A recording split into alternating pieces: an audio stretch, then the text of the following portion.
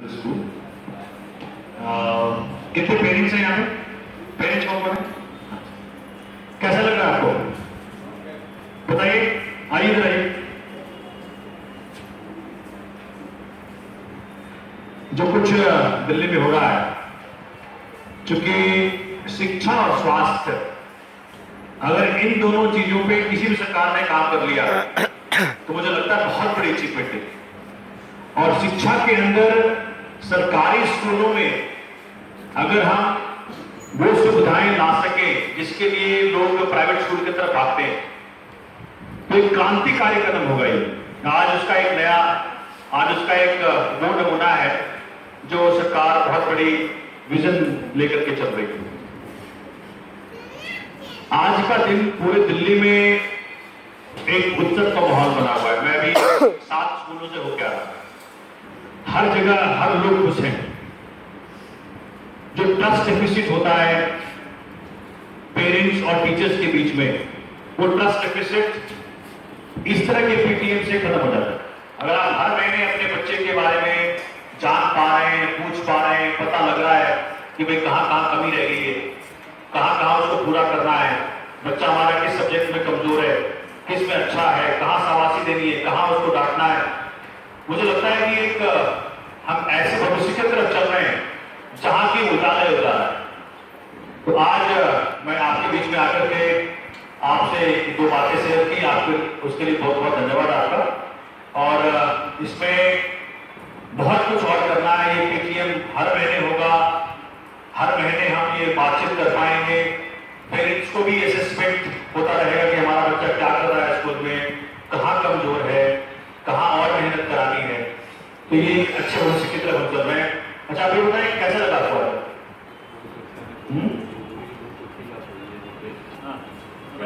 Parents meeting हुआ है, उसके लिए तो बहुत अच्छी बात है, यहाँ पे होनी चाहिए।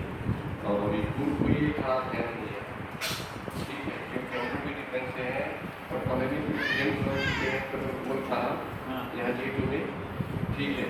लेकिन अब पॉलिटिकल लाइन में हम लोग जाते हैं, हम लोग को तो बच्चों को क्या चीज़ की शिक्षा मिलनी चाहिए, ठीक है, मेन शिक्षा चाहिए।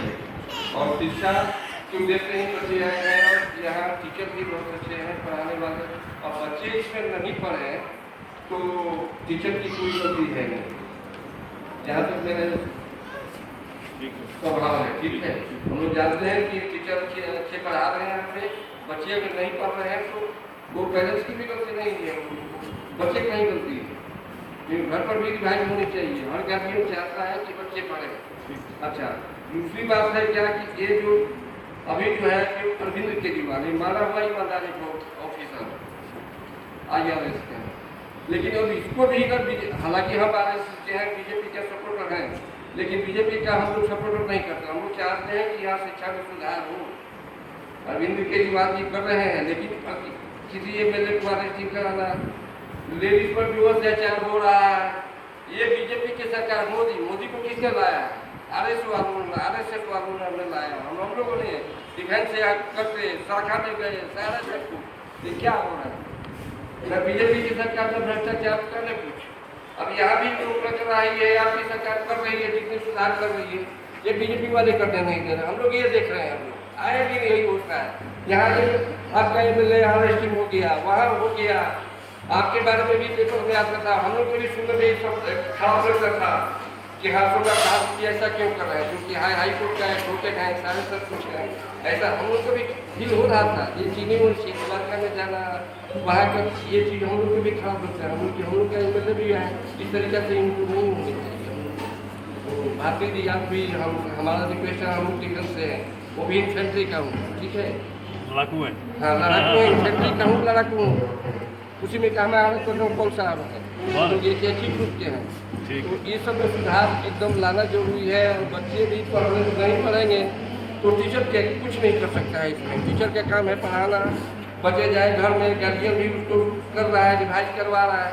लेकिन यहाँ आजकल टच स्क्रीन मोबाइल निकल गया है, उसमें आ रहा है गाना, टेलीविजन पर सीरियल जो अच्छा है वो देखेंगे बच्चे, ठीक है, टीचर क्या करेंगे। बहुत अच्छा, थैंक यू। क्या नाम आपका? रामाधर रामाधर जी, आपको बहुत बहुत धन्यवाद, आपने रिपोर्ट की अपनी बातें रखी। देखिए, इस पूरी व्यवस्था में 3 आदमी इंपॉर्टेंट है। एक बच्चा है, उसने पढ़ना है, उसके ऊपर सारा का सारा व्यवस्था उसके लिए। जो हमारे साथ होना था हो गया। अब भारत के और से बच्चा है, पेरेंट्स, टीचर्स और सरकार, इस तीनों का जो ट्रायंगल है, उस ट्रायंगल में अच्छा कोऑर्डिनेशन हो, अच्छी बातचीत हो, समय समय पे कम्युनिकेशन होता रहे और बच्चे की भलाई के लिए हो। कुछ भाई साहब कह रहे हैं, उससे मैं कुछ हद तक सहमत हूं, लेकिन बच्चे के अंदर जो प्रतिभा है, वो हमारी ड्यूटी है कि हम उसको उभार पाए। अगर हो सकता है कि वो अंग्रेजी ना सीखना चाहता हो, वो क्रिकेट में मास्टर हो, हो सकता है कि वो म्यूजिक में मास्टर हो सकता है वो कहीं और हो, तो ये धीरे धीरे मुझ पर पड़ रहे हैं। चाइल्ड स्पेसिफिक एजुकेशन, एक तरह का आपने पूरा सिलेबस रखा हुआ है, साइंस में पढ़ाना है, ये पढ़ाना है, वो पढ़ाना है, ये पढ़ाना है, बच्चा कुछ और पढ़ना चाहता है, तो ग्रेजुअली उस पर मूव कर रहे हैं। Child specific education, child oriented education, हर बच्चा कुछ ना कुछ प्रतिभा लेके आता है, उस प्रतिभा को निखारना हमारा कर्तव्य है, उस प्रतिभा को पहचानना फिर निखारना हमारा कर्तव्य है। उस तरफ आपकी सरकार बढ़ रही है। इतने एक्सपेरिमेंट्स होने वाले हैं आने वाले समय में कि ग्रेजुअली हम हर बच्चे का चाइल्ड स्पेसिफिक एक सिलेबस, चाइल्ड स्पेसिफिक ओरिएंटेशन वो सब होगा। तो बहुत मनीष जी, बहुत, क्योंकि उनके पास डिपार्टमेंट इतने सारे हैं, लेकिन जो सबसे close to their heart, his heart है, वो एजुकेशन है। He has had possibly 12 departments, but the most of the time he is worrying about education, education, education, education. जो भाई साहब कह रहे थे, एजुकेशन और हेल्थ केयर, ये दो चीजें हैं, अगर हमने उन पे काम कर लिया, देश सुधर गया।